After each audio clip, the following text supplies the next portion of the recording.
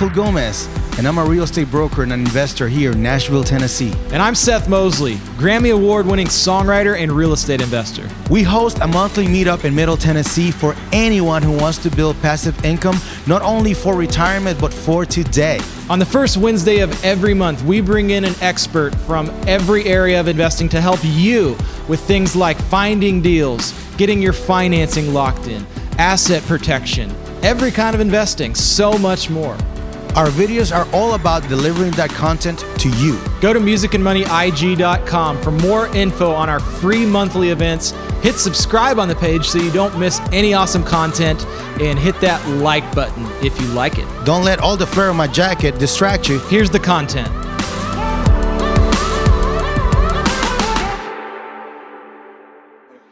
You're going to learn an absolute ton about drama-free, short-term rental investing today. So everybody give a nice Music and Money welcome to Michael Gomez. Woohoo! Which one's the button to me? This one? There's the arrows, yeah. Oh, arrows. We've already asked how you're doing, so how you doing? You know? Okay, so listen, my name is Michael Gomez. I'm a real estate broker here in Nashville with Benchmark Realty. I'm going to give you just a couple minutes about where I came from. I'm an immigrant from the Dominican Republic, and I came to Nashville because of music. That's right, y'all. And about 12 years ago, I was living in Maine. Yes, Maine. I thought the Lord was punishing me for something because I'm Dominican, and over there it's like minus 30. You know, I thought I was going to die from the hypothermia. And I add the S because I'm Hispanic. Hypothermia, no, I'm not going to say the other part. But anyways, I met my wife over there, Amy, which is right here. And I remember looking at her, I'm like, oh, she's hot. And I need a green card. The Lord has provided. So anyways, 12 years and a few kids later, we're here in Nashville. So, you know, as a lot of us, even in this room, I was a musician in a contemporary Christian band, which means I was really broke. And it's all good. It was great, good times. You know, being broke doesn't mean you're unhappy. So you could, you know, used to live in a one-bedroom townhouse, and we were happy there, you know. Happy now, too, in a big house, but, you know. So I was pretty broke. I was making about $1,000 a month just doing music and playing in Mexican restaurants, whatever I could do. I worked at Banana Republic. I was a server, bartender, you name it, I've done it. No, I was not a stripper.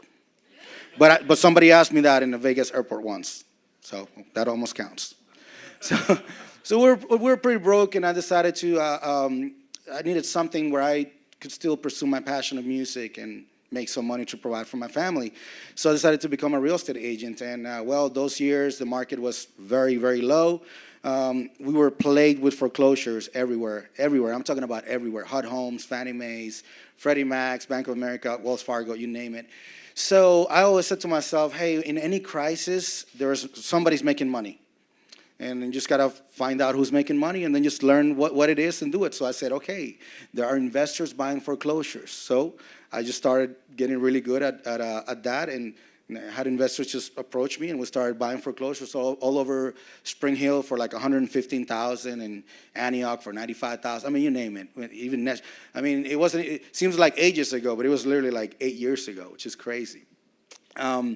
So eventually I started working with Seth. He was producing one of our albums, and I was not an investor by then. I was just a regular residential agent, and he told me, hey, maybe you help me buy some rental homes. And I said, okay, well, that'd be great. Let's help you. Of course. Do you know anything about that? And my default answer is always, oh yes, of course. You name it. So the cap rate. Oh yeah, the cap rate. Google, what's the cap rate? Oh yeah. No, you know the gross, and then you minus this, the cap rate. I got it. So we started analyzing deals, and he had a really good spreadsheet that he'd gotten, I don't know from where. But he said, hey, if you find me something that fits this spreadsheet, we're going to go buy it. So I'm like, let's go. And he told me that he wanted to buy real estate because, he had one person who was the songwriter of the year a few years back had approached him. He wanted to ride with him and all that, and he had told him that he had nothing, even though he was at the very top a few years ago, because like many industries, in music, you can be up one day, and then the next day you can be below low, you know? It's just like up and down like many of our industries are. So he wanted the security of that cash flow every month, and I said, hey, that's brilliant. So I started buying properties for him, and in the process, I started learning about, well, investment properties, and then we went to Dallas together for a three-day syndication seminar, and now I'm full-blown advertising, hey, if you want a rental property, you get me. So I started buying properties on my own. I bought a house in Memphis, hot home, renovated it, got a renter in it, and but before I got it rented, that's right, somebody broke in the house and took a dump, not in the toilet. Which is a good thing that I had a property manager, because literally they had to deal with the crap, not me. So I had that. I bought a house in Nashville too for $45,000. That's right, Fannie Mae foreclosure. It came with a renter already paying $950. I didn't even know. It was just like, okay, it was a $13,000 down payment with a conventional loan. So I'm like, that's all I had. So I bought a house, and then I moved on to Chattanooga. Bought a few rentals there. Are great. Learned a lot about how important your property manager is and all that stuff. And then boom, we get this. 2011 to 2014, we get this AirBNB thing, and I started seeing this little logo like on my feed and all these weird things, and people are staying in other people's houses. I'm like, oh, that's kind of weird, but cool at the same time. I normally don't tend to resist, technology and things like that. So I don't know if you know what a short-term rental is, but we're gonna get to that right now. That's my face right there, just in case. That face will sell you a house. And apparently 2 cars. Yeah, it was a selfie in Cheyenne, Wyoming I took, and that lady was looking at me saying, look at this dude, like, taking a selfie. It's weird, but it's all good. So what's a short-term rental? Most of you will already know, and I just want to ask, how many of you guys own or operate a short-term rental as of today? Just to get a good idea. So a lot of people in the room, so yes, a lot of you will have a lot of experience with this too. Up to date, I own 5 short-term rentals, all of them here in Nashville. So I've had my few of learning curves and things like that too. So we can all learn together and feed off of each other. So the legal definition by Metro Nashville of short-term rentals, what it says here. It's define a residential dwelling unit containing not more than 4 sleeping rooms that is used and or advertised for transient occupancy, or 30 days less, basically. If you rent for 30 days plus, then you don't have to necessarily go get a short-term rental permit from the city as long as your HOA allows. I'm not an attorney, but we do have one here, so every now and then I might ask you something for the record. Okay. So, why Nashville? The other day I was at a meeting, and this lady from the Chamber of Commerce brought this awesome presentation about how Nashville is awesome, and I took a few slides with permission to show you guys why Nashville is awesome, an awesome place. This is what has been happening lately. Time says Nashville's South Red Hot Town, Forbes creating most white-collar jobs, Destination of the Year, Metro Advanced Industry growth, Job Growth, and 6th U.S. Metro Economy. There's so many good things about Nashville. I'll be just talking for a few hours here about this, but the difference about a Airbnb or short-term rental in Nashville and some other places is that some places are vacation destinations, and I would call Nashville just a destination. People come here not just for the bachelorette parties and all that, but they come here for all kinds of other things, concerts and meetings and jobs and all kinds of things. So we got that. We got economy, location, talent, and livability. We have the highest concentration of the music industry in the U.S., a national hub for the creative class. So a lot of musicians in this town, no surprise. Live music every night of the week. So, and 124 performance venues and 31 annual festivals and events. I mean, this is just an awesome city. I'm not going to go too much into these, but check this out. Nashville is basically close to everything. A lot of people drive here from Alabama, from Kentucky, you name it. So, international airport, it's only 8 miles from downtown. 440 flights a day and growing. I know you've all seen how the airport keeps growing. I always tell people, you want to get the heartbeat of a city, see what's happening in the airport. Okay, so 71% of the U.S. market within a 2-hour flight and a few nonstop flights to a couple. Now, this is really cool, though, because this man here, what he says is like, the written word of the God of rock. Okay, so he says everyone now thinks Nashville is the coolest city in America, and then Ashton said a few other things that I'm not going to read, but he is also saying that this city here is awesome. Okay, so let's get to the nitty-gritty. What caused the drama in short-term rentals? As you know, the other day somebody posted in the ad that we had running for this, saying, "Hey, why are you teaching a class on short-term rentals? The city has canceled all the permits for everybody." And I just said, well, this is precisely why I'm teaching the class, because there's a lot of misinformation out there. And I've seen, and my clients have seen, because by now I've probably been involved in over 20 or maybe even 30 short-term rentals transactions in the past couple of years. And everybody's successfully operating. Some of them had a little drama here and there, which I'll get to it. But this is, in my opinion, okay, what happened. Okay, so a new startup comes up, Airbnb comes, hits a town. The city really doesn't know what this is. You start seeing people hosting homes and making money. So, okay, as for now, I guess you're going to report that hopefully in your income tax, which most people probably didn't. But that's all right. Eventually, the city says, okay, we need to regulate this, or at least like start finagling what's going to happen with this. So the best they could come up with, and by no means I'm slamming the city, the Metro Department of Nashville is probably the most underpaid and overworked department there is right now. I mean, it is crazy. So those guys are doing the best they can. But they said this. Okay, you can get an Airbnb on your home, no problem. But if you're not going to live there, we're going to give you a limited amount of permits. Let's say 100 permits per zip code. And literally, I don't know if some of y'all remember, but you would go into the website and you put a zip code, and it would tell you how many permits left in each zip code would have. So you go there, it didn't matter what zoning it was residential or not, and this is what caused the drama. The city from the beginning should have probably said, hey, you're sort of running a business because you're making money, you're hosting people, and this is a residential area, so unless you live in the house, you can't get a permit here. And these are the zonings where you can actually do it. I think that from the beginning, that would have happened. It would have been a different situation, but hey, there's a reason for things, and dialogue's always good. But a lot of people have lost a lot of money. A lot of people that were subsidizing their mortgages, having people, now they can't do it. So, that whole, somebody always gets hurt almost in any side. So, in my opinion, really, that's what started the drama. People started running Airbnbs in residential zoning, and neighbors within the right said, hey, listen, it's really loud. It's a party like every week. I got my kids here and all that stuff. And why you don't even live there? What's the situation? So complaints. Eventually, within the right, but by no means I'm in disagreement. Like, I wouldn't want an Airbnb right next to my house where I live with my family and my kids, because I don't know how I'm going to get there every week, as far as like if it's going to be loud, have nothing, So I live in a subdivision with an HOA that doesn't allow it, Now, not everybody has that option if you're downtown, because you don't have HOAs in many places. So what the city has done now, the city has said, okay, if you're an owner-occupant, this is with a reinterpretation of a reinterpretation of laws. If you're an owner-occupant, you can most of the times operate.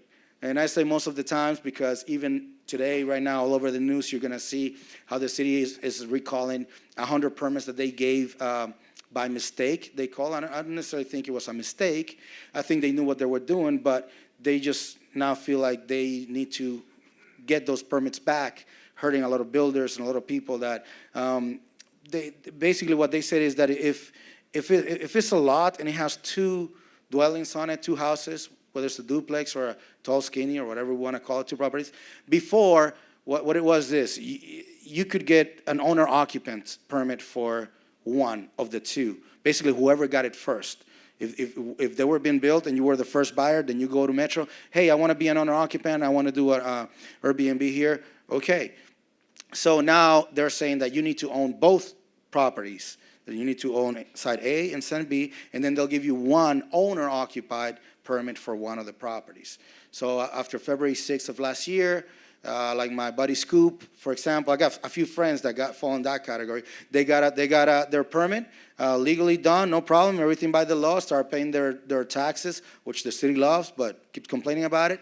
And now he's going to get a letter saying you no longer can operate. So he's going to probably have to put the house in the market, and the market's probably going to get flooded with a few things. So even the market's probably going to take a little bit of a hit, because most of those are going to be as close to downtown as possible. So you're going to see a lot of those HPRs coming into the market in the next couple of weeks, and it's going to drive the prices down. So if you have a listing, you're probably even going to get affected because of the mistake that the city did with that. So that's why I say that most of the time, as an owner-occupant, there can still be restrictions, even as an owner-occupant. The HOA would be your first one. If your HOA doesn't allow it, period, then you would not be able to legally operate one. But if you're an owner-occupant, it's normally free game unless you're now on an HPR that has a side that you don't own, basically.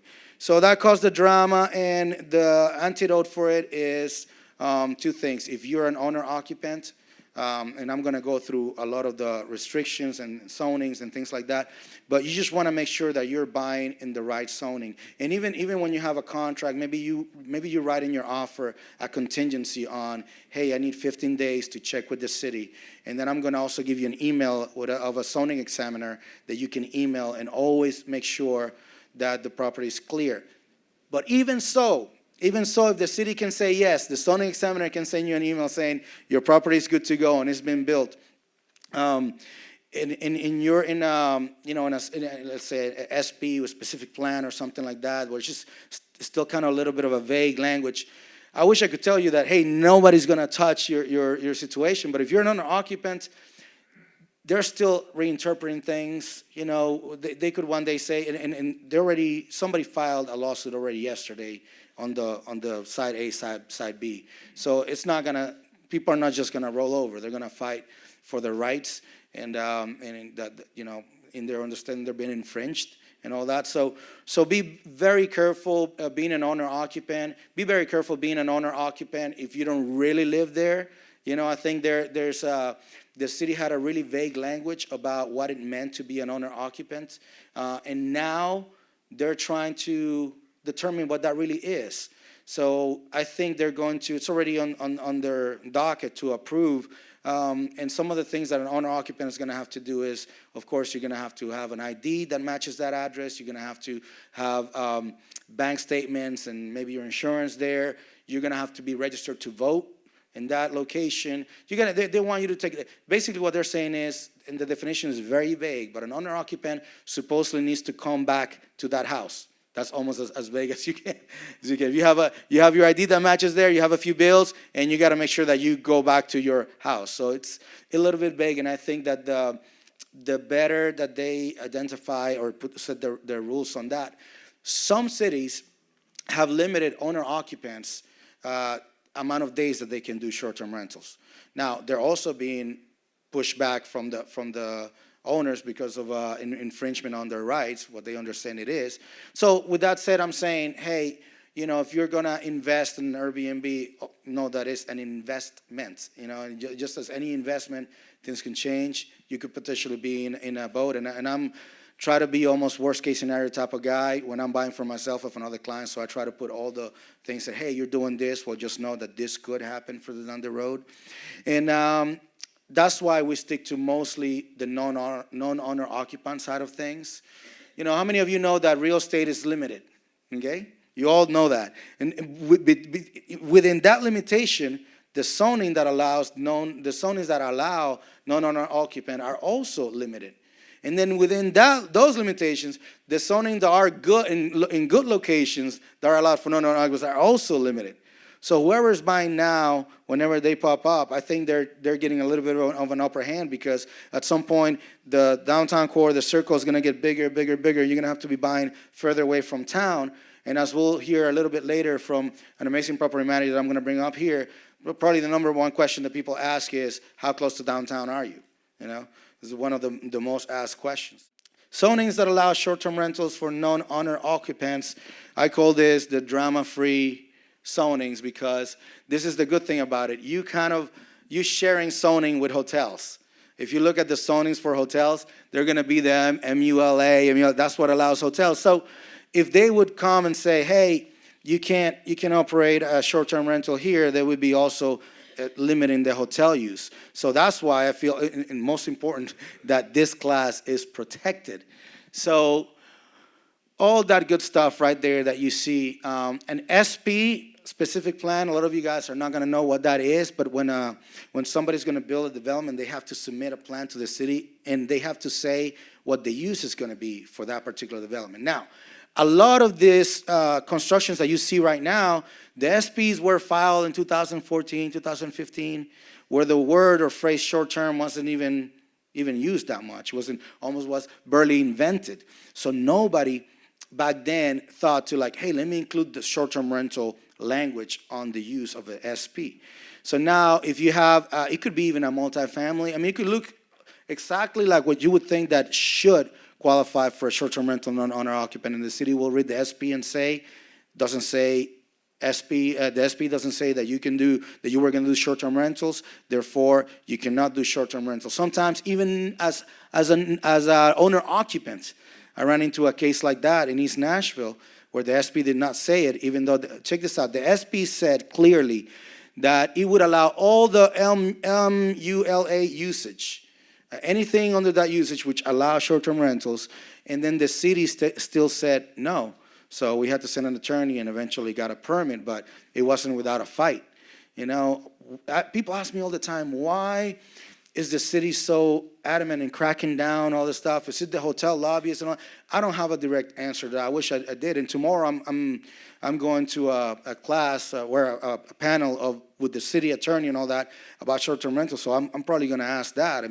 Because it does feel like it's like they're just really trying to get as many permits off the streets as possible. And it doesn't make much sense because everybody that's operating legally is paying taxes. And I wish I would have brought an amount of how much revenue the city is getting, but it is a lot of money. So anyways, these are the usage, the zonings that allow short-term rentals. So you want to make sure that if you're going to be a non-owner occupant or investor, you stick to this, and you make sure the HOA doesn't have a beef. So it's a little bit of a combination. I wish I could tell you there were 20 different developments in town where you can right now go buy a 3-bedroom short-term rental between $350 and $450, and where the HOA approves and where the zoning is right, but there are not. There's maybe 5, maybe even less than 5 right now. So everybody's out buying where they can, and later on we will show you why. So make sure the HOA, if you don't want drama, HOA allows it. That should be the first door, and a lot of realtors are doing really good in the language of the MLS listing. They're writing right there, hey, no VRBO, no AirBNB, and then that way you know that's out. But most of the agents that are selling short-term rentals, they'll know immediately what's in the market that's good or what's not. Okay, so moving along. Avoid surprises. Mr. David Freibat, zoning examiner, this is public, his email information is on Metro website. You can email this gentleman. It might take him a day or two, again, because they're overworked. But this is another thing that you need to watch out for. Okay, so do you know that if a property has a permit that has been canceled because of 3 strikes or because it was illegally, sometimes after a year they will allow a new owner to apply for a permit, but most times be 3 years. Okay, so you want to email this gentleman and ask if there was an injunction regarding a short-term rental permit on it, or if a permit was lost, and hey, what about the zoning? Is the zoning good? Is there anything weird? If it's an SP, he's going to send you to another department because he only just deals with everything that's normal, regular zonings. Anything that's not SP, he'll deal with, but he'll tell you who to call. But so write down this address, and you can email him. He's great. A lot of people think that Metro is kind of there. They're really there to serve you and to help you. So never be afraid to go and ask or email or even call. So here we go. Okay, how to lose a permit. And I'm sure I'm probably open this up a little bit. Somebody would know. But change of ownership on title. Okay, so you already have a permit in short-term rental permit. I bought it, and now I said, hey, I want to put my brother in the title. And so I go ahead and I add my brother in the title. Guess what? Immediately that day, you'll be operating illegally or outside of the permit because you had a change of ownership. Even worse, there was a lady the other day, and I saw this. It's very, I don't want to say entertaining, but it's good to always watch the BZA's meeting online because they have a YouTube channel because you do learn a lot about what's going on. But there was this lady that she bought a short-term rental on her name, and then she changed it to a trust, her trust, okay? And then she changed it back to her name again because somebody told her, no, you can't say. Well, those 7 days, because she did that change of ownership, no permit for you, you know? So even something, so basically what you want to do in that situation, which I'm about to do because I had 2 partners in one that I own, and now we cash them out, and I'm going to be myself. I have to take my listing off, send letters to everybody, basically reapply for a permit just now on my name, showing the deed that it's just me. And then when they give me the permit, I can relist. So whatever you do not add or take off or anything if you already are operating a short-term rental because your permit will be revoked. Okay, there we go. Permits to an HPR, and this is wrong here. It's not the 2nd week of February. It's actually the 6th of February. If you got a permit from then, you're going to lose your permit, and you're going to probably have to fight the city on that. If you don't really live there where you claim you're an owner occupant, you might get away with it for a year, 2, 3 years.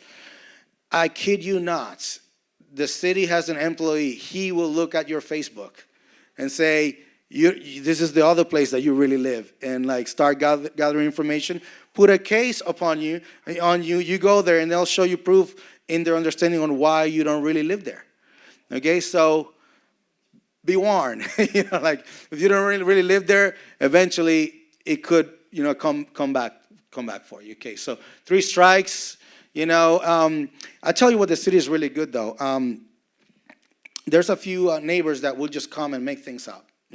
Hey, there was a huge part, and then you can show that it wasn't really like that, or you can find them, and I think almost the city knows who the neighbors are. They just keep complaining about particular things, even when there's not much going on. So I don't really know. I've never gotten a strike. Brandon, have you ever dealt with a strike in any other property? Okay, so we're gonna have Brandon, who's the property manager. He deals with everybody on both sides. So we're gonna talk about the strikes here. Right? Is there anything else that can get your permit out that I'm leaving out here? Okay, great. Oh, case studies. Okay, so I said I wanted to keep this short because I wanted to bring the property manager, and I want to bring and we want to take questions from you guys. Before I get into case studies, like any questions that you have, I'll do a couple of minutes of questions before we move along, because I want to show you now a little bit of why I'm a firm believer in short-term, and I own regular rentals too, and I think it's really wise to own the $900, $1,000, even $500 rentals, and I'll tell you why, because it's very simple. Those are recession-proof. It doesn't matter what happens to the economy. If you have a place that's clean and it's priced in that thing, you will always have a tenant in there. Okay, so yes, buy the regular rentals, maybe in Clarksville, if you can find something that makes sense here, Columbia, Murfreesboro, Chattanooga, Memphis, even though Memphis is Memphis. But you should have a few of those, because those will get you through any crisis. A major crisis come, and I think that there's a few things that protect the short-term rentals investors that are very close to downtown, is that you're almost protected because people are always going to have to come downtown. They're always going to want to come downtown no matter what economy is happening. They'll probably come less, but if you have a short-term rental that's like further away, well, that might get a bigger hit if something happens to the market as a whole. I don't know if you remember 2008, 2009, 2007, 8, 9. People were barely taking vacations because there was a huge crisis. So the first thing that takes a hit is the vacation rental market. Guaranteed. Something happens in the economy, people are just going to go out less on vacation because they can't afford it. So just be aware of that. But if the closer to downtown you are, I feel like the more protected you are. So, go ahead. Any questions? Yes? She's asking how far from downtown. My answer would be as close as you can. But let's call it 12-minute Uber ride away from the city, something like that. 12, 15, maybe 15 is already too high. If it's a $10 Uber ride, so basically I'm going to say 5, 6, 7 mile radius. And Brandon, that manages properties all over town, he might be able to give us a little bit of a overview of what areas are heating up, what areas there are areas that I had clients that I told them not to buy, and later on, and they bought through another agent. That's great. Because I told them not to buy it there. And they're doing great in the areas that I thought we're not going to do. John Perry has a one-bedroom, you still have that, right? One-bedroom Airbnb. I used to think, this was my mentality. Okay, 2 years ago, I'm like, one-bedroom Airbnb? Oh, no, you're competing with hotels. Why should I invest in a one-bedroom Airbnb? And then he tells me, I'm killing it. I'm like, okay. And then I start understanding that people that are staying on short-term rentals, it's a way of thinking now. They don't necessarily want to stay in hotels. They don't want to have to go deal with the check-in, and they want to stay in an Airbnb. And that demographic is growing, not decreasing. The first reason why I started investing in short-term rentals in Nashville, about, I think it was 2.5 years ago, I remember reading an article in the Tennessean, and I looked for it, couldn't find it, wanted to show you, but it read like that, and I had to double check. 61,000 reservations the Hyatt Hotel turned away that year because they were booked. So 61,000 people wanted to stay at the Hyatt, and they could not because the hotel was full. And I don't know if you've tried to book a hotel downtown lately on a weekend. It is almost impossible. I mean, the Hutton, the Omni, they're all booked solid. And one time, my wife and I wanted to stay out in a hotel downtown before I started buying short-term rentals, and we had to pay like almost $300 for a Holiday Inn near the airport. That's what we could find. Everything else was sold out. So I said to myself, man, short-term rentals, people can pay what they pay for a room, but they can, have 3 bedrooms and all that. Anyways, you know the rest. So, yes, Mr. Chandler. Absolutely. He was asking about the change of ownership on an LLC. So when you're buying short-term rentals, a non-owner occupant, you're allowed to have the deed on the LLC or an IRA fund, like I just did a couple weeks ago for our clients. So that's totally allowed. What you want to do is you want to have that before you apply for the permit. Like I bought a property with my mother's money the other day that I'm short-term rental over there at Alloy. I don't know if you know where that is. 1 bedroom after hearing about how good he's doing. And then, of course, I was like, oh, yeah, Apple Music's going to be nearby, and the MLS Stadium, this is going to be gold. So hopefully it will be. I'll keep you posted. But I have to add my brother and my sister. And I was literally in front of the examiner about to get the permit. And I was going, hey, listen, I need to add my brother and my sister. And he's like, no. Come, go get a quitclaim deed, get him on the deed, and then come back. Because if you add them later, the same thing, well, with the LLC, what you want to do is you want to close on the property. You can close on it on your personal name, then get an LLC to take title of it. And then once you have that, then you can go out there. And I can get into detail on all the requirements the city has for the permit. And if you guys want, I can touch into that. But other questions? Yes? That's a great idea. He's asking what could protect you as a buyer when you buy in a big development, let's say 16 units, and it's mixed, where you're going to have investors and owner occupants, which is already not a good mix, but I've seen it, and it works in some places. And could the HOA could the owners eventually gather up and say, hey, let's oust the short-term rental from the HOA? The answer, the quick one is absolutely. They could do that. I have not seen it, but they could do it. What happens in most of the complexes that are in town that are allowing that, either they're creating, like for example, Alloy, where I'm buying, they created a separate HOA for the 10 units that they were going to allow. So in those covenants, they're good. I have clients that they will not buy unless they're majority with investors as well, because investors. Well, we're investors. We're not gonna, there's value in having a non-owner occupant unit, even if you're gonna sell it at some point. I haven't seen many in the market. Actually, I've never seen one in the market because they make good money. So if somebody wants to sell it, but anyways, basically the antidote for that would be make sure the investors are majority, so that if something would happen, you're not gonna have the owner occupants come and say, hey, we're no longer going to allow it, because they could. A lot of HOAs are also written of where 75% have to agree. So always, if there's an HOA, always find out what is the tipping point of how many owners would need to be there to agree on certain decision. Yes. She's asking about accessory dwellings, like if you have a house that has a garage, let's say, with a suite on top, and you want a short-term rental to suite, right? Is that what you're saying?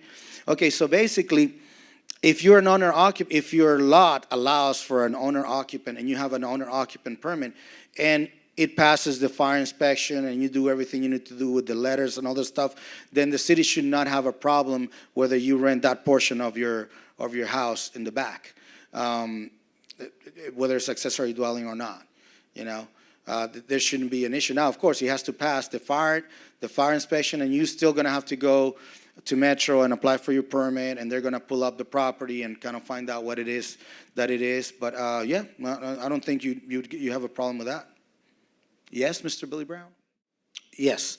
So Billy's asking if I'd be concerned about, hey, Nashville's creating a lot of hotel units coming up, and a lot of hotel rooms are going to be in the 1 year, 2 year market. Is that, in my opinion, is that going to cramp up the, our side of things, the short-term rental investors? It's really a good question, and it'd be interesting to see how it plays out. But in my opinion is this: Miami. It's a city that right now hotel rooms are still being built out there. Every major city will always have more hotel rooms building. Every major city still will be growing. So, going back to the people that are choosing to stay in short-term rentals versus hotel rooms, I think we're always going to have, I think that the change is more people are staying in short-term rentals. Not saying than hotels, I'm saying that segment is continue to grow. It hasn't gotten stagnant. It's not decreasing. More people are discovering Airbnb and VRBO, vacation rentals, and all that, and they're choosing to at least give it a shot. So, but yeah, I think that if it would make sense that maybe it'll get a little bit more competitive, and there's also a lot of builders. Like I have a developer that is going to build 14 units, and he was going to have me sell it, and then he's like, well, should I keep this and do short-term rentals? I'm like, if I was you, I would. So there's also more short-term rental units coming to the market, and it's also weird because I own 2 short-term rental units near downtown in a complex where 15 out of the 16 units are doing short-term rentals, and at the beginning I was like, man, we're all going to be competition for each other. Is this going to suck? This was my first short terms that I ever owned. And I'm just going to be terrible. Let's guess what? Everybody's doing great. Everybody. And then we have a Facebook group, private for us, and we're always like, hey, I got this weekend open. You have a lot of times, most of the times when somebody has asked for a weekend, everybody's booked already. So I know that some of my neighbors had a slow December and a slow January, and then from there on, everybody's booked solid, all 15 units. So I don't know if that answers your question. I guess the short answer would be it probably would affect to what extent. And you never know. I think that if you have a really good unit and you have it priced right, you're going to always have people staying there. Yeah, and I'd love to piggyback on that. Personally, when I'm thinking about investments, you want to think of what are your exit strategies. Because I don't know how much you may get into this on your case studies as well too. But what are your exit strategies? The more multiple exit strategies you have, the better. Can you convert it to a long-term rental? Can you convert it to an executive rental? Can you sell it? Chances are you're going to be able to sell these easier than, let's say, a multifamily 2 to 4 unit duplex who your market is going to be investors. When you own a property like this, your market is everybody, because everybody buys at some point. So obviously you've got a point of sale, you can convert the type of asset that it is. So I think that's just caution to any investment that you do. What are your exit strategies? So wow, that'd actually be a good segue to get Brandon up. Yes, let's get Brandon. I've heard him kind of chuckling. That's totally something I would do in the Dominican, though. You just get around the system. You get around the system. It's there. You just need to put pieces together and get around it to make it. Yeah, I mean, honestly, there are legal ways to work the system. Yes, we all agree on that. Yes, Legal ways where you say, hey, this is there. What you say is this. You know that that's not what you're doing, but you can prove in a sense that you are somewhat doing that. You want to share some input? Yeah, by the way, this is Mr. Brandon McSwayne, property manager extraordinaire of short-term rentals. Coat matcher. That's right. We planned this. We got the memo this morning. Yeah, I did. So, so to that question, that's been a strategy that every single, I guess we'll scoop. That was something we talked about, and some different things where basically, no, you can't do that. Like the short answer. The short answer is heck no, because basically at the end of the day, you're circumnavigating that it is a short-term rental, and they will find out. You know what I'm saying? So if you have them sign a short, a 31-day lease agreement, then you're going to break it after 7 days. Then you're going to sign another one for another 7 days, 3 days, whatever.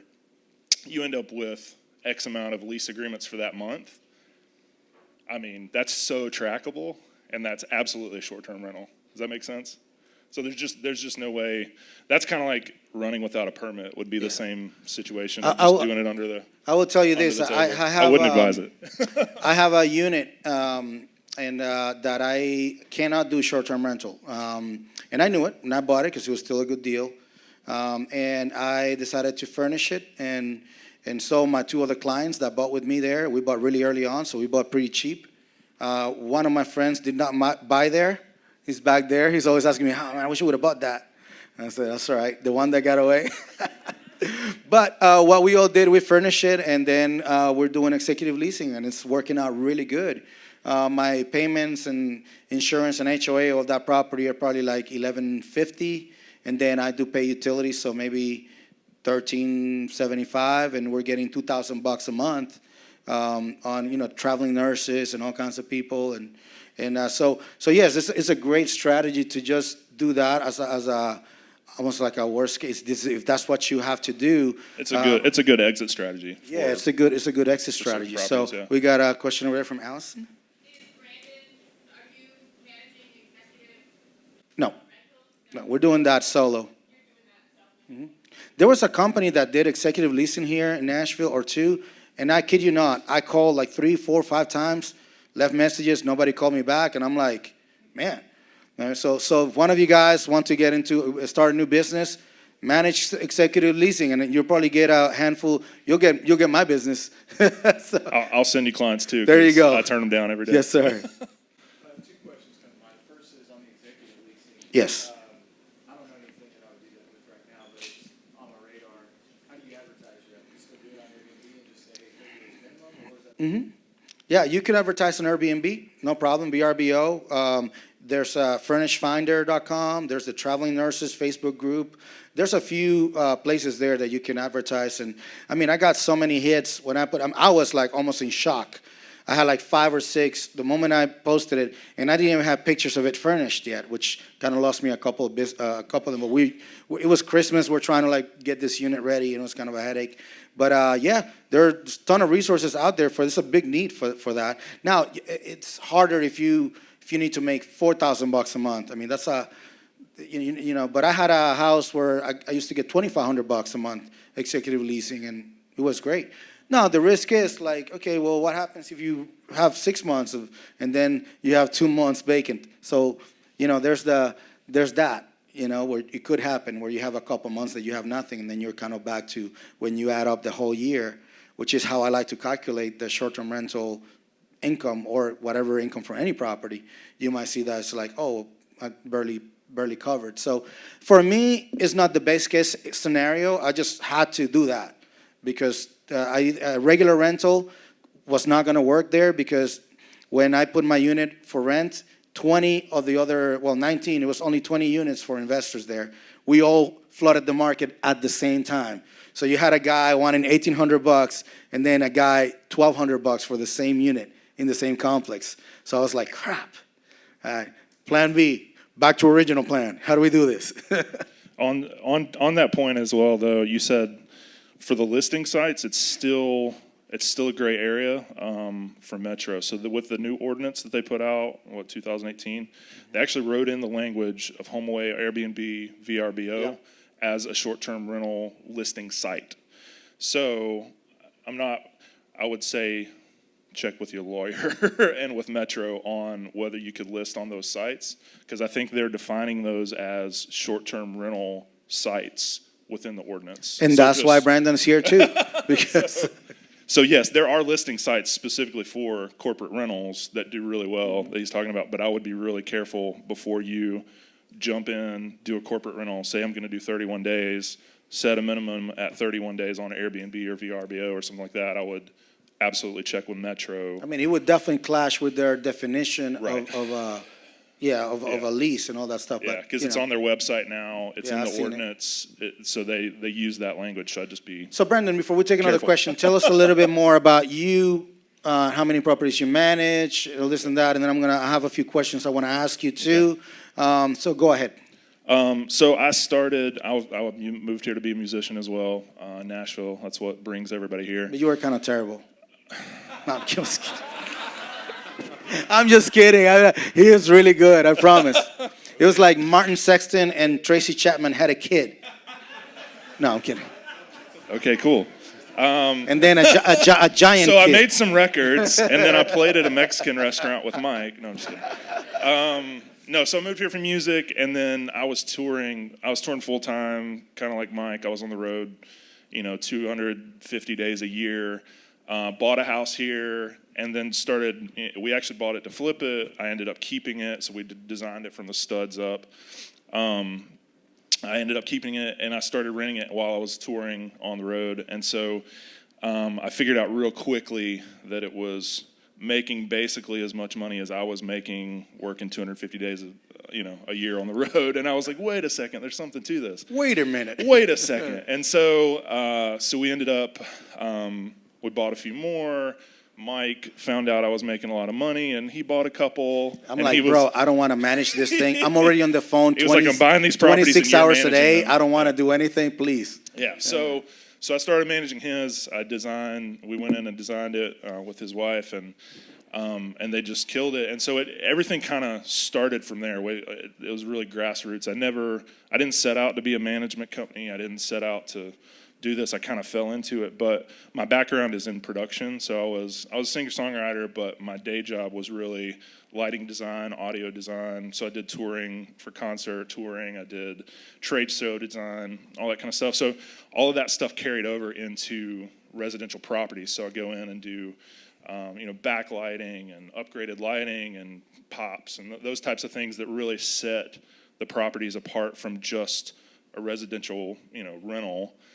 Make them look good in photos, make everything seem like a nicer commercial property. And so that's where we started seeing the real difference with really specifically designed properties for short-term rentals that essentially set them apart from other, just, hey, let's throw a bed in a room and see if we can get somebody to rent it. It wasn't, you're creating an experience. And that's what I always did on the road with lighting design was I created spaces into an experience for, concert goers or trade show, booth goers, that kind of thing, and basically translated it into short-term rentals. So that's how I got into it. And then, so now we've got 5 units that we own, and then we've got, I think right now I've got about 16 units that we manage that are currently listed. I've got about 15 properties that are coming online in the next probably 3 or 4 months. And then I have a few kind of really big contracts that are still in the works. So it might be bigger properties that like multi-units, 14 units, 10 units type of places that we would all be short-term rental. So that's kind of where we're at. What makes a short-term rental a winner, in your opinion? What should people be looking for if they're wanting to buy a short-term rental non-owner occupied? The number one thing for short-term rental is location. That's what Nashville, nobody really knows the outskirts. Nobody really knows kind of the pockets. They know when they come, and when they come their second trip or their third trip, they know, some of the outskirt areas. Everybody knows Broadway. That's it. That's the be-all, end-all. How do we get to down? They call it downtown. They assume that Broadway is downtown, and that's all there is down there is that one street with the neon signs, and so how far is downtown? That's the question we answer probably 100 times a week.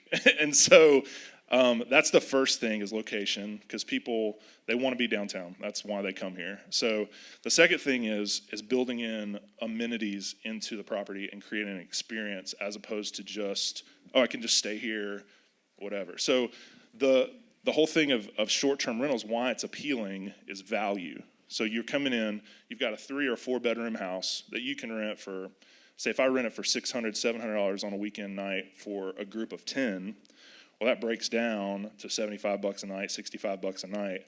That's huge value for 10 people. You can't go and stay in downtown Nashville for $65 a night. And so you build in, the amenities that now you've got a common space. You've got, a dining room. You've got a living room. You've got an area where 10 people can gather. They can have drinks before they go out. They can come back in. It's social. So there's a reason why, and you asked the question about, I'm getting off tangents. No, it's all good. You asked the question about the hotels and the hotel rooms coming in. This is a different market. And if this market is for a specific traveler, and it's for groups, really. I mean, so if you're not, and the one bedrooms do work, it's a different market. It's all demographics of who's staying in these properties. And so 10 people, you can't rent. You'd have to rent, three hotel rooms, 4 hotel rooms, 5 hotel rooms if you don't want to share a bed. Plus taxes. Yeah, so you're the value is not there. With Airbnb, the value is there when it's, $750 a night is huge for an owner, but for a group of 10, it's not that much. So location, amenities, the value of the property, and creating an experience for people coming in. So you've got, welcome books, telling them where to go. You've got a personal, us as hosts, we answer questions. Where do I go eat? What's the best place to go out? Where do we go to the spa? In that note, what makes a good host? Like, what are people normally expecting from you? So a good host, it's quite a few things rolled into one. Number one, number one thing I would say is responsiveness instantly. So we treat every single communication as an urgent text. If it's an email, if it's a phone call, if it's whatever, the goal is for us to respond instantly. So if they send us a message, hey, we can't get in the door, instantly we're on it. Hey, okay, here's a different code, try this, here's the backup key, we'll come do it right now. There's no everybody wants instant gratification, and that's where we're at right now. And so the number one thing that makes a good host is obviously responsiveness and communication. And then second is really, it's really being empathetic to their situation. So whatever's going on, if they don't think it's clean enough, you make it a bigger deal than what they think it is. Oh, well, there's a stained towel. Oh my gosh, this is hospitality. So, it's the hospitality industry. Oh my gosh, we'll replace it. We'll bring new towels. We'll take that away. We'll discount whatever. It's got to be a bigger deal to us than it is to them in order for them to see, hey, this is meaningful. They're going to take care of us. So Airbnb short-term rentals, it's a trust-based system. So they're trusting that they're going to show up and the house is going to look the way it's supposed to look in the pictures, right? It's going to look the same. They're trusting they're going to show up. It's going to be safe area. They're trusting they're going to show up and, everything is the way that you say it is on the listing. And so following through with that as a host is the communication. So it's us being there if they need us. It's us, if there's a leaky faucet or a toilet or whatever we've got to fix. It's us being on the spot as quickly as possible with a remedy, essentially to give them an experience so that doesn't get in the way of their trip to Nashville and their girls' night out or their bachelorette party or bachelor party or anniversary trip or, kids' graduation at Vanderbilt or whatever it is they're in town for. We don't want them thinking about, that towel was stained, or whatever the situation was. So, I really think it's those things. It's being really caring about their experience over everything else. Now, how can is there a way, do you get like a weird, your sensors go up? How do you determine when somebody's going to be a bad guest just from the get-go?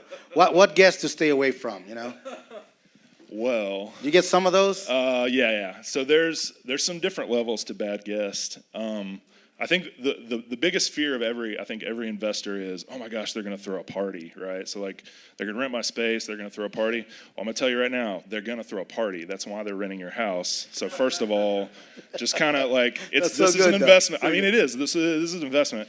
The party you don't want is the guy that, and this is like a 1 in 100,000 or whatever. The guy you don't want is the guy that lives in Nashville that pops up at 5 p.m.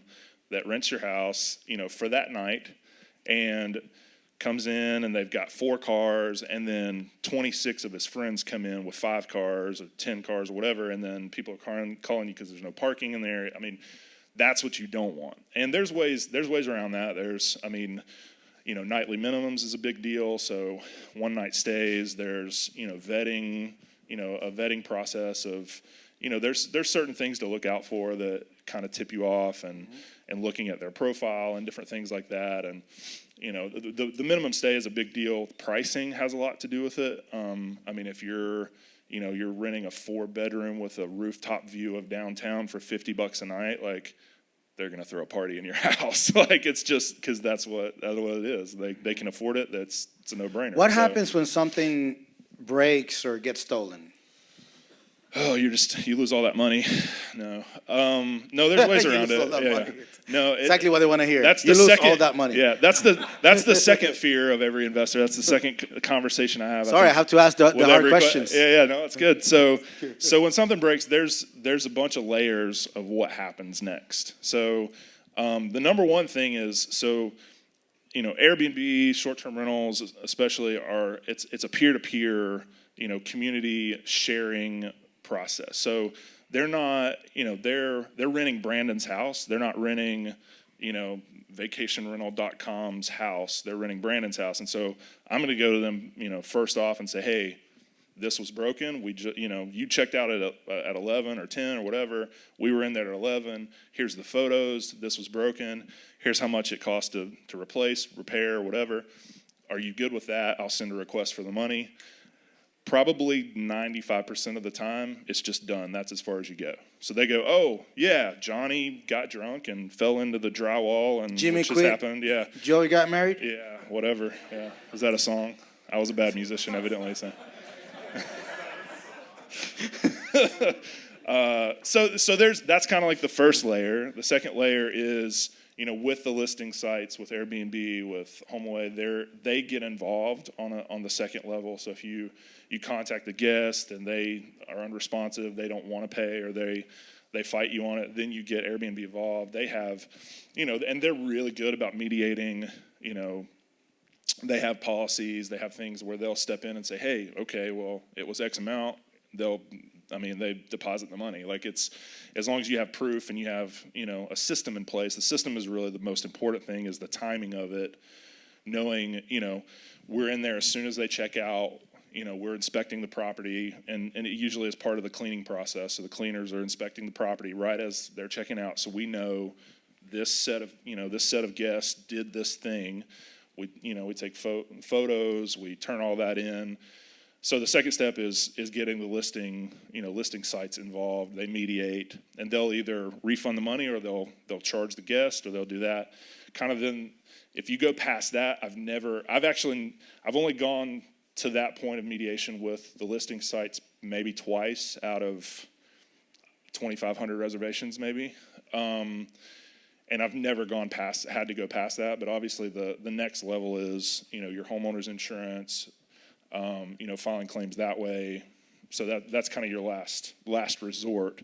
We've never had to do that, but that's why it exists there. Is it because normally something breaks, it's not necessarily a big ticket items, like nobody's gonna break the HVAC, but it could be where somebody leaves the water faucet running and you got water damage and all that. The biggest damage we had was a $1,200 65-inch flat screen TV, and I sent the guy, sent the guy a message and sent him a request for, $1,250 or whatever, and he sent it, and it was just done. I thought it was going to be. I was like, man, this isn't going to happen. So there are good people out there still. Yeah, and they know when they stay in your house, they know you're going to find it. They know, people are smart. They're not coming in, destroying your house, and then walking away going, oh, I'm scot-free. Like, they know there's going to be a follow-up if you're doing your job right, and you're communicating. And So it just doesn't happen that much. I mean, the horror stories, there's horror stories out there, but I feel like those are like 1 in 100,000, and there's ways to vet those people out, and there's ways to, get around that. So it takes away a little bit of drama. So in your opinion, what areas are doing better? Are there areas that are doing better than others? Like, because I know you have short-term rental, you manage in just about any area in Nashville. So like, Right. what areas do you think are just, is it a better area, or is just the unit is better? Rooftop, no rooftop, is that gonna be a deal breaker? Would you rather have 4-bedroom units all over town, because that protects the fact that you're always gonna have groups coming? Tell us a little bit about that.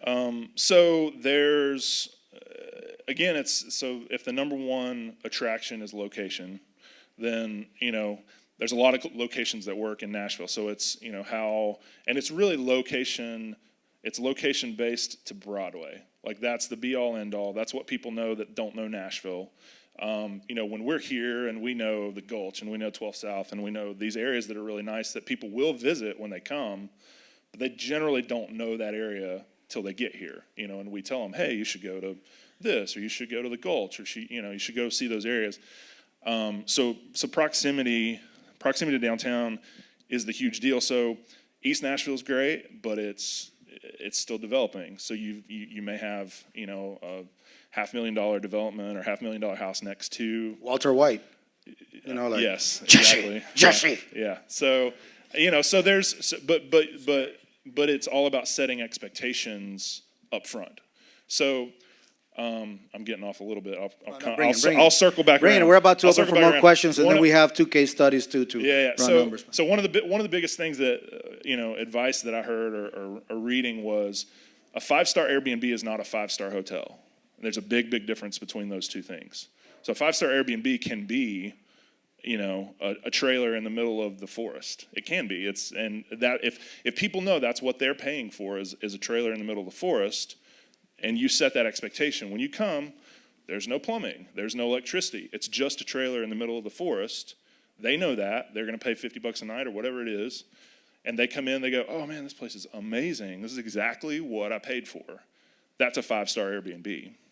The difference is, a 5-star hotel it's a whole different set of things. So anyway, so back to the location. So locations, a lot of locations work. It's proximity to downtown, and it's proximity to quick amenities, liquor store, grocery store, what's the nearest bar, what's the nearest church? What's the nearest church has never been asked. But yeah, coffee shop, bars, those types of things. And it's all about walkability. So people don't know. I think people assume that we're New York all of a sudden. We're not New York. Everything's an Uber ride away. Nothing's really walkable unless you're in the heart of downtown. And even then, you're going to Uber to 12 South. You're going to Uber to the Gulch. You're going to Uber around. And if they decide to go to the Grand Ole Opry, they're definitely going to Uber because that's way out. So, but it's location based. So, anything like Mike said before, anything that's kind of a $5 Uber ride is easy sell, is a good area. And then on top of that, adding in kind of the layer of, you can walk to the coffee shop from this property. You can walk to the bar from this property. You can walk to the grocery store from this property because they fly in, they Uber the property. And then 9 times out of 10, part of our job is, how do we get groceries? How do we get alcohol? And how do we get coffee in the morning? Do you have more flyers than drivers?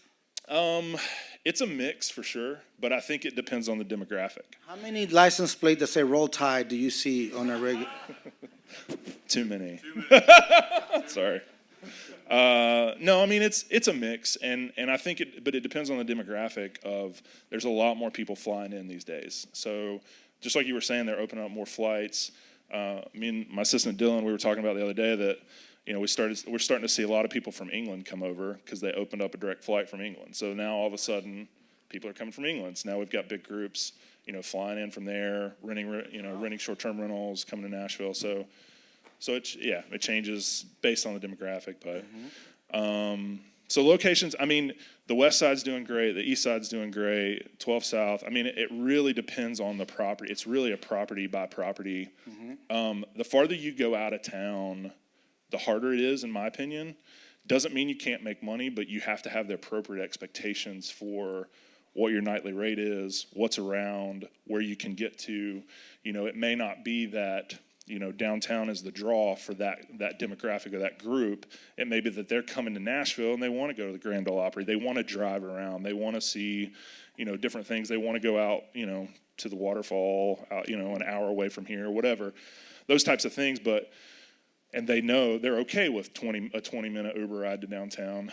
9 times out of 10, they're going to be the people that drive in. So the farther you get out of town, I think, is kind of that answer. I think people that are flying in want to be as absolutely close to the action as they can because they assume we're New York and we're not. So Let's do something before we open up for questions. Let's do the 2 case studies.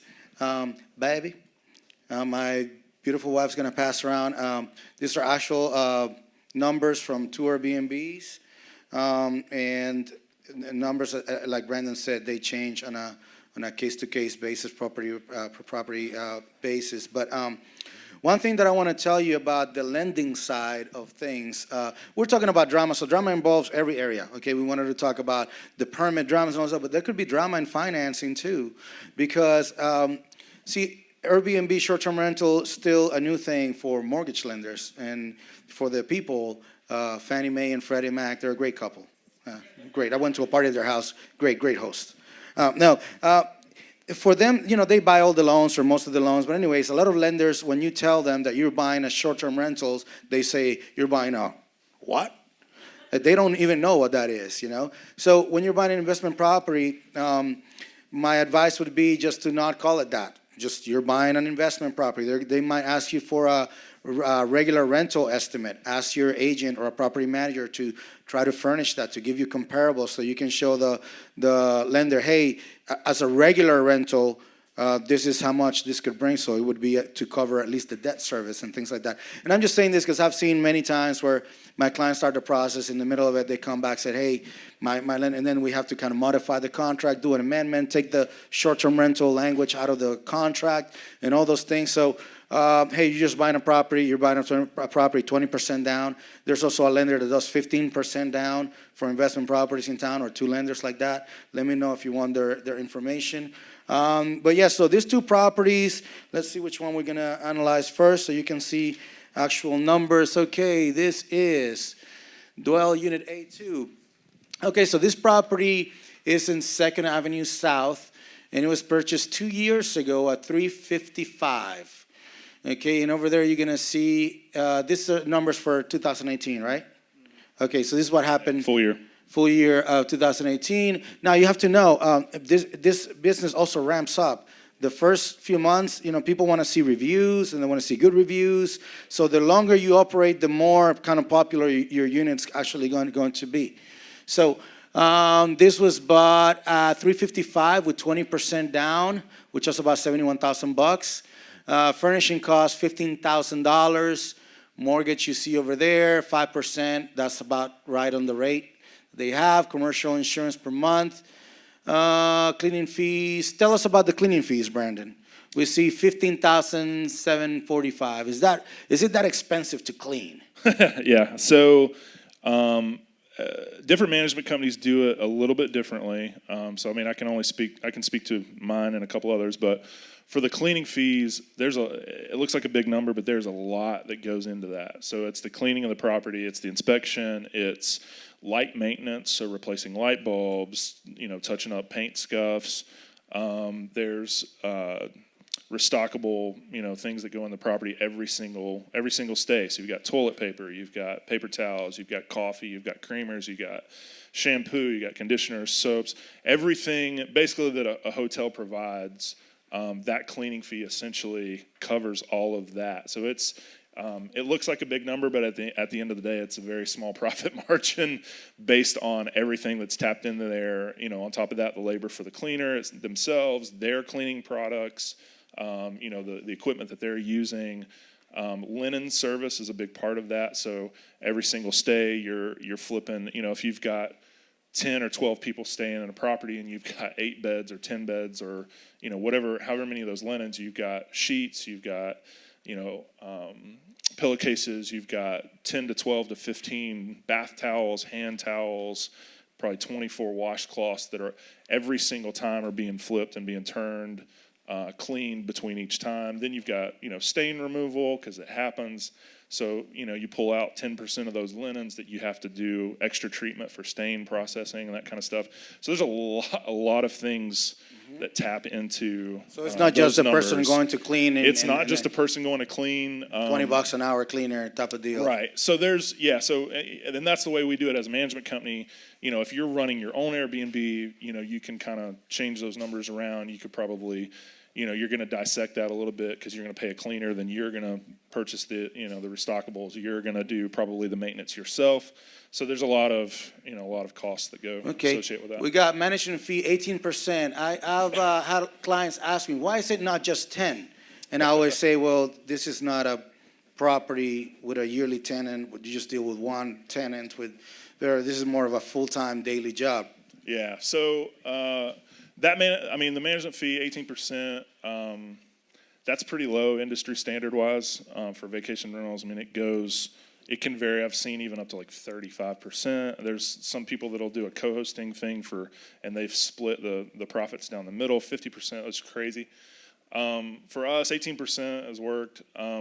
There's a lot that goes into that. We're booking the management part of it. There's a lot of labor. There's a lot of late nights. There's a lot of calls.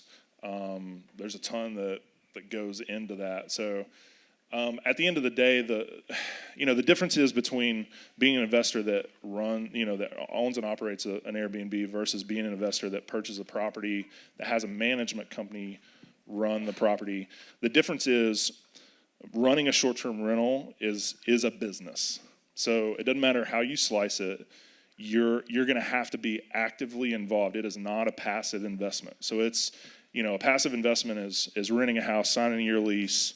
And you go over once a year or whatever, check it out, right? So a short-term rental, you've got 3 or 4 turnovers a week. You've got, angry guests. You've got expectations to meet. You've got booking websites to manage. There's a lot. It's an active business. There's advertising. There's marketing, customer relations. So there's all of those things that are tied into, the management fees for the management company that cover that, basically running the business for the investor, if that makes sense. That's a good explanation and totally worth it. And I was telling a client from California, which he'll probably watch in a little later, where I was telling him property management, whether it's regular property or short-term rental, it's not where you want to go cheap. You want to get the best, and if it's a little bit more, because it will make or break your deal. I don't care how good your house is. If your management is terrible, you're going to have a terrible experience. So here we see a little bit more numbers, net operating income. So let's go to the right. Cash in, $86,000 is what this person invested. We see his cash in cash. We see his cash after debt. Monthly profit is $1,788. I'd say that's a killer return for somebody who brought in $86,000, plus gets an asset in the downtown area that's most likely appreciated somewhat. So if this was a regular rental, trying to do, obviously you would have less fees on you would have less, let's see what I could take away. I'm trying to determine because you'd probably be at $2,200 a month on this one if it was a regular rental. And that's what per year? Who's good at math? 2,200 per 12 times 12? It's 840. 26,400? Wait, what? What is it? 8,400. 26,400. Okay, so you would make that's what you would bring in, and then you would have 10% opposed to 18% fee and all that stuff. So about say probably $10,000 less or so, like eyeballing it, you would bring less. So that's pretty substantial. Now you have less. You'd have less drama, but yeah. What was that? I didn't hear, sir. Cleaning fee payout? Did you not do a cleaning fee payout for this property? I sent you an updated one. Yes, it's in there. It's in there, but yeah. Oh, hold on. In your paper, it should be. Okay, because I ran out. I have an updated one that has that actually. It wasn't in there. I fixed it. It's in the numbers, but it's not on the light item. Yeah, you're right. Yeah, because I added this last night, and then he sent me a new one. So, I sent him up. long Yeah, night. I that's have fine. kids. Don't judge. I barely slept. It's in there. It's in the formulation, but it's not in. So yeah. So it it's not doesn't in there. affect the number at the end? Right. So the cleaning fees. So that's above the gross operating income. The cleaning fee that's in, and then it's subtracted back out of the net operating income. Okay, So it comes gotcha. back out. I just yeah. All right, well, It's in let's the see formulation, let's it's see just the not next in one, the- and then we'll take questions. Okay. Now, Tuxedo House, this is one of the best ones that you have as far as like performance. And again, all cases are different. Some of them might not be doing as good. These are just good examples. And this is an older property that was renovated, and so the purchase price is considerably less. Based on the year. So this wasn't a new construction? No. Okay, No. gotcha. Okay, so we see the numbers there, 215, 20% down, 15,000 in wow, your mortgage, you got your interest rate at 4, commercials, yeah, this looks great. Cleaning Yeah. So fees on this paid one, you out. can see I put the cleaning fees paid out there. That was supposed to be on the other one, but it was taken out of the formulation. Okay, so cash in 58,000, cash in cash 60%, cash after that 35K, monthly profit 29. I mean, that is insane. Yeah, so it's hard to compete regular rental with these, but as Brandon said, this is basically a different jam, a full-time job. So I just had a question about your management fee and the cleaning. The management company, Mm-hmm. do they typically always do the cleaning portion of that, or is that broken out separately? For us, we do that. So for us, we handle in-house. We hire directly. For other management companies, it depends on the management company. So some of them will contract, some of them will hire out, cleaning companies separately. For us, we do that in-house because there's about 100 reasons why, but it's quality control at the end of the day. So if we don't have people that we have trained in the property looking for damage, looking for missing items, looking for stained sheets, looking for setting the properties in a property an appearance guide the way that we want it. I've done it both ways. When I first started, we had a cleaning company that I would hire out, and we realized really quickly that quality control was an issue, and so we started hiring and training our people in-house for all of those steps. So, but it would change based on the management company how they handle that. But That's wrong. the cleaning portion of it, I'm just trying to figure out as far as so as a property management company, would you take on people just for property management, and if they wanted to do the cleaning separately, would you do that? Or is it I don't currently. Yeah, it's kind of a package deal for us right now, and we're, my company is not. We're not turnkey. We're not some of the larger companies that kind of take on clients in bulk and numbers. I'm an investor first, so I started buying properties. I love purchasing properties. I love designing them. I love creating, a revenue stream out of something that wasn't a revenue stream before. That's really what I love. The management company kind of was born out of that. And so what I've seen for us is, kind of our vision is a little bit different. Our vision is to work with good investors and hopefully, if they buy 1 or 2 properties and then we do really well, the goal is for them to buy 3 or 4 or 5 or 6 so we can work with investors we trust and love to work with. And then we keep growing kind of our portfolio and keep growing our investors. Our goal is not to have 500 investors with 500 properties because it's a lot I could to see manage the that. issue too with you having, like, if you have to rely on an outside sourcing for the cleaning, that communication, I mean, turnovers, if you need somebody, hey, I have somebody and they need to get in there too, and your cleaner, you have to call some other company that just it could be a disaster actually if you don't have And control on the that. cleaning side, as running that business, cleaners, I've probably met about 100 people that own a cleaning company. So every person I meet, oh yeah, I own a cleaning company, I want to get into that. Or I'm like, well, okay, cool. Well, do you have any properties? Do you have any business? Oh no, I clean houses. I'm like, well, you're an employee, you're not a cleaning company. There's a big difference, and there's a lot of things that are attached to that, insurance and, systems and, all kinds of different things. Laundry. And Isn't the laundry like the biggest headache? Yeah. So there's, for us, we do it all in-house to train those people directly, if that's kind of Okay, we got 5 minutes. We gotta So wrap up. over here, management question. How do you deal with online reputation, especially if you have a negative reputation? What are the best practices that you use to fix that, or to, if you get bad ratings, if someone doesn't have a great experience, how does that impact your bottom line or your ability? So you're saying How to remediate how bad to deal with reviews like a and things negative like that. review? So you're saying like a one-off kind of like it was a bad experience, or you're saying like overarching? That's starting to get negative comments. Oh man. Well, what's the source of the?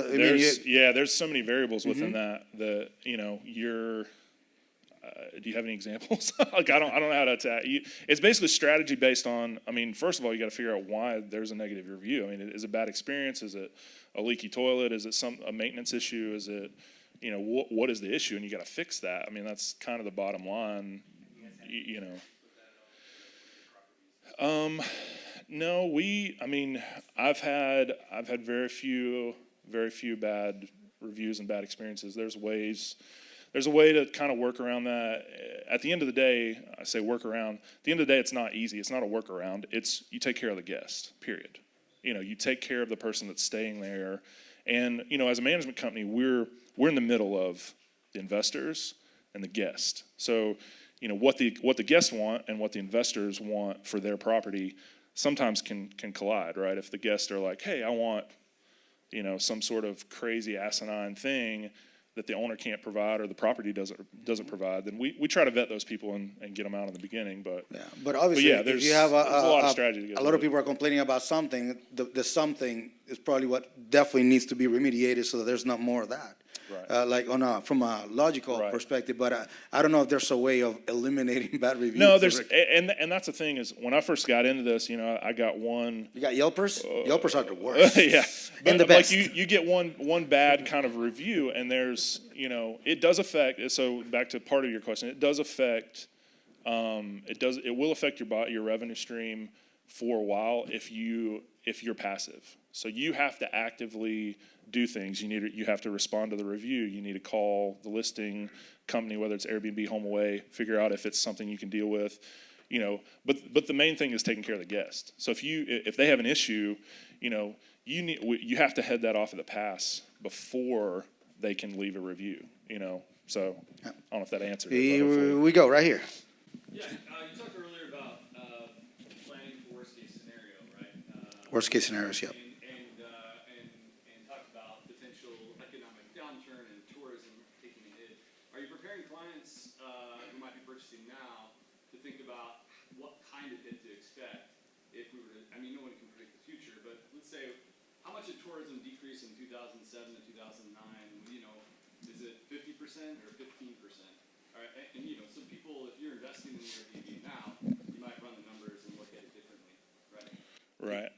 I don't know about. It's hard to forecast that. Obviously, because you don't know the answer.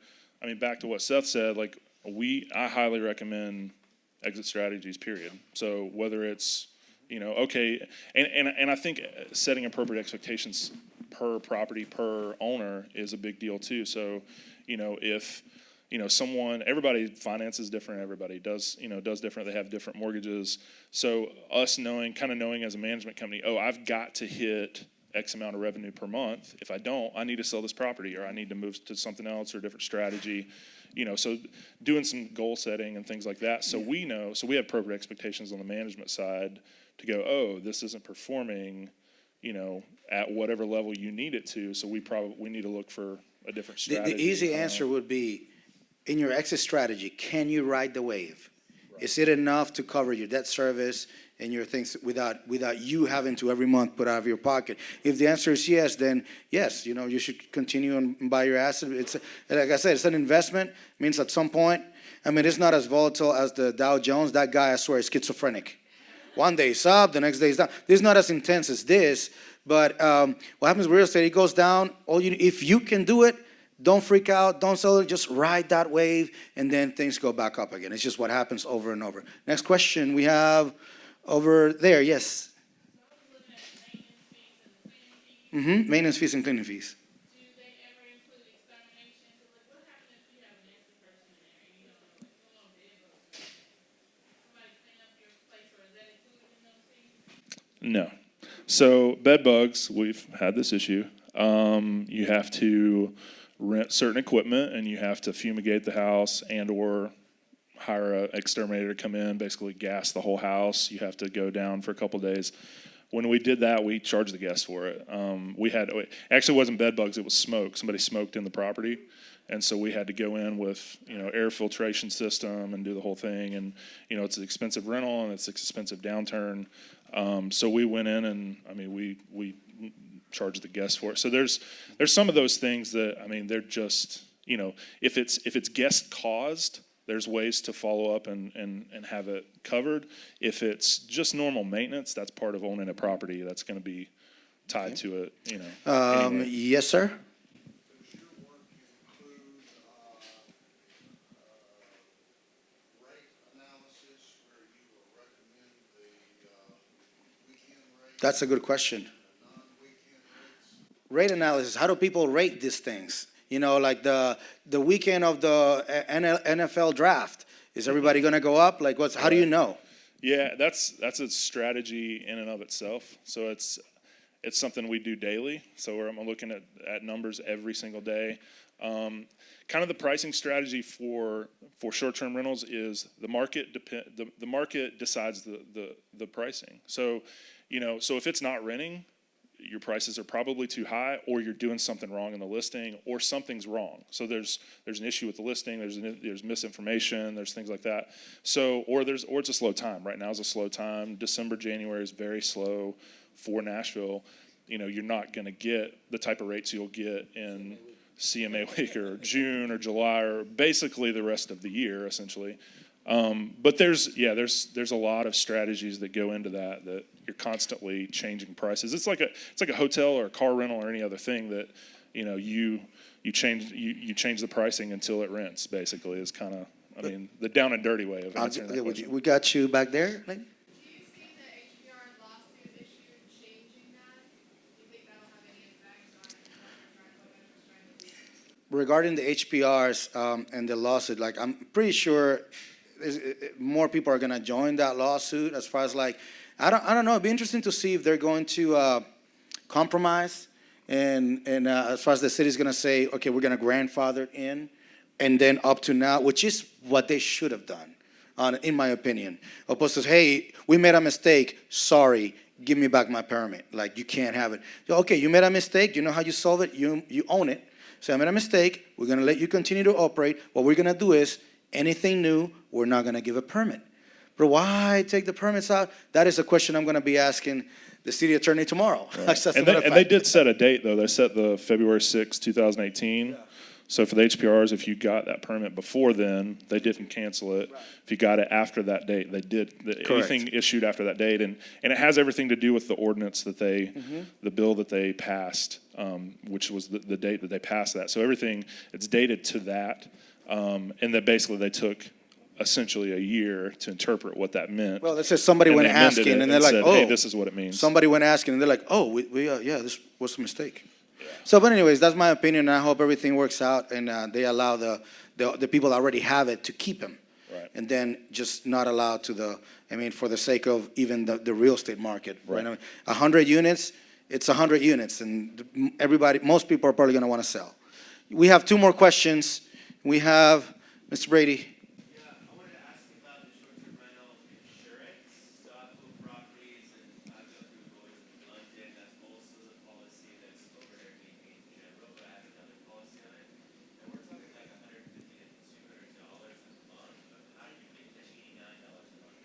Well, the answer is right there. Eric Stewart right there. He's your insurance guy. We've shopped around. Obviously, I always tell people, if you're an investor, every cent counts. And keep this in your mind, every cent.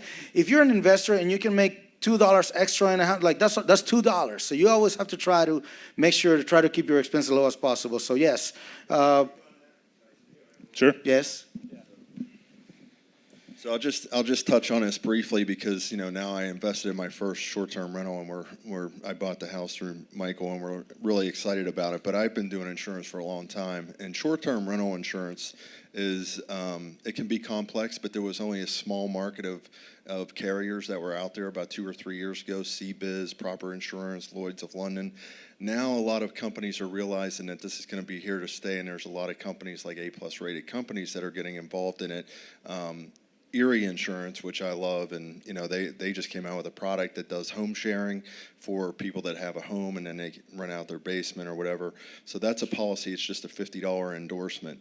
And then if it's a full-blown short-term rental policy, depending on if it's a condo, if there's an HOA involved, you're looking around $800 or $900, maybe $1,200 a year.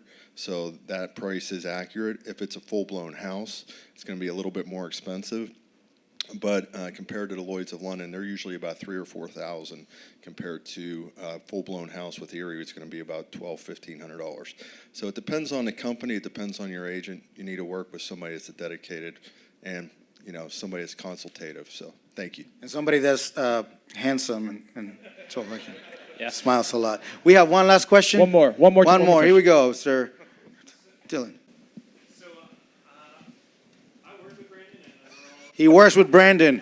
Is this even allowed? He's my assistant. What are you about to ask me? One thing that Brandon touched on, it's really easy to look at all the numbers of this, but at the end of the day, like to take the drama away from this stuff and to fix a bad listing, and I won't say anything that's going to hurt our company. I'm like, what is he going to say? It's about people at the end of the day. Yeah. And to do well in this business, you have to be about people. Yeah. And the reason I like these guys is because they're about people. At the end of the day, if you have bad reviews, like what I wanted to ask you guys is what kind of metrics do you look at so that you're tuned into the guests? Especially if you own a few of them, there's a lot of people coming in. How do you stay tuned into those folks so that you know where you're going right and wrong aside from the numbers? In my personal, my answer is I don't, because for me this is a passive income because I have him. So I literally. So his answer is I kid Brandon. you not. Once a month, I ask my wife, "What do we have in the Airbnb account?" And I always love the answer. that is as involved as I am with these properties.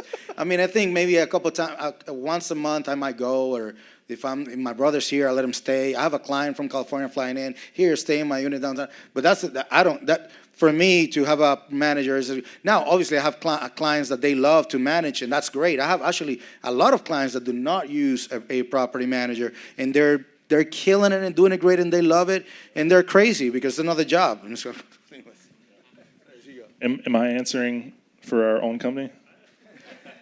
So Dylan should know because he's part of the one that answers all the messages. But I think it's just staying tuned into, what they need, answering every message, answering every inquiry, every text, every phone call, and really being empathetic to what their needs are, what they're looking for, So I think everything heads it off at the pass when you take care of people up front, as opposed to you're not trying to put them in a property that doesn't make sense or doesn't work or is too expensive or any of those things. Like you're qualifying, the guest for the property at the same time. So I have a good example, and I'll close with this on my end. But one day I was going to go to work downtown on one of my properties, and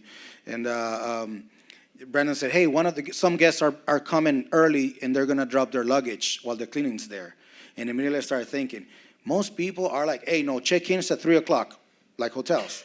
Maybe you can get in at 2:30 if the room's ready or whatever."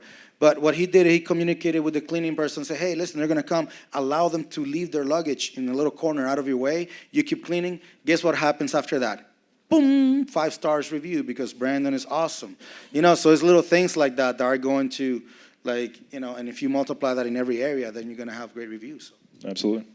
Good. Let's give it up for Michael Gomez and Brandon McSwayne, everybody. Hey, thanks for learning with us today on the show. We would love to meet you at one of our free monthly meetups in Middle Tennessee. Hit the thumbs up button if you like the content. Make sure you hit subscribe so you don't miss a thing on this channel. Check out another awesome investing video here.